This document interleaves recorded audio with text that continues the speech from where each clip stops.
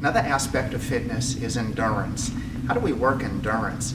Everybody knows we can get on a treadmill and we can just go for 20 minutes or 30 minutes or whatever. Everybody knows we can just go out, weather permitting, of course, and go do a run. So you don't really need me to cover that in a video, but what I thought would be kind of interesting is to give you a different perspective, maybe some things that you could do that would just kind of get your heart beat going a little bit, and maybe just as a difference to some of the things that you're already doing. So I thought about a couple different aspects. First, let's do traditional karate. So if we get into a forward stance and we have a punch out like this, and I'll tell you, everybody, you can get your heart rate going just switching in place and punching. Of course, breathe, when you're doing it. Just like that. You do 10 or 20 of those, all of a sudden your heart rate's going a little bit. It's a good thing. How long does 10 or 20 of those take? Not too long.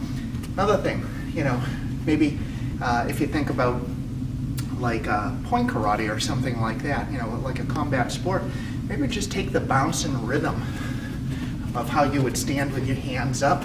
Maybe just go back and forth. Just practicing stepping in, stepping out, stepping in, stepping out, switch, and then do the same thing on the opposite side, stepping in, stepping out, stepping in, stepping out. Do that. How long does that take? Well, most of the rounds that we do are about 2 minutes in length. So you do 3 2-minute rounds, all of a sudden you got a good little sweat going, a nice little workout, instead of just going out and running, which is, of course, perfectly fine to do. What about a movement from something like Muay Thai? Maybe we could practice.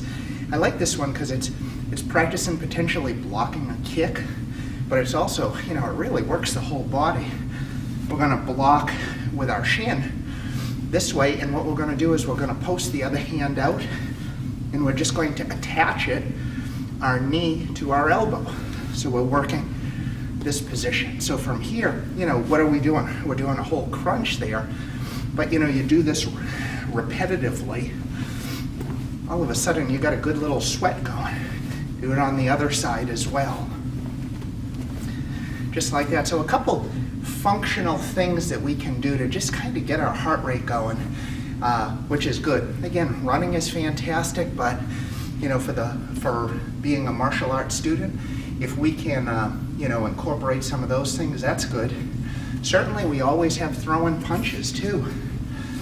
Just getting in the mirror, just working the different punches that we teach.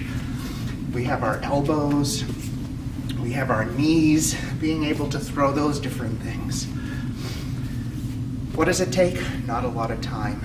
2 minutes, 3 2-minute rounds, 2 3-minute rounds, something like that. In under 10 minutes, you can get your heart rate going. Do that on a regular basis, and that's a great start. So give it a try and let me know what you think.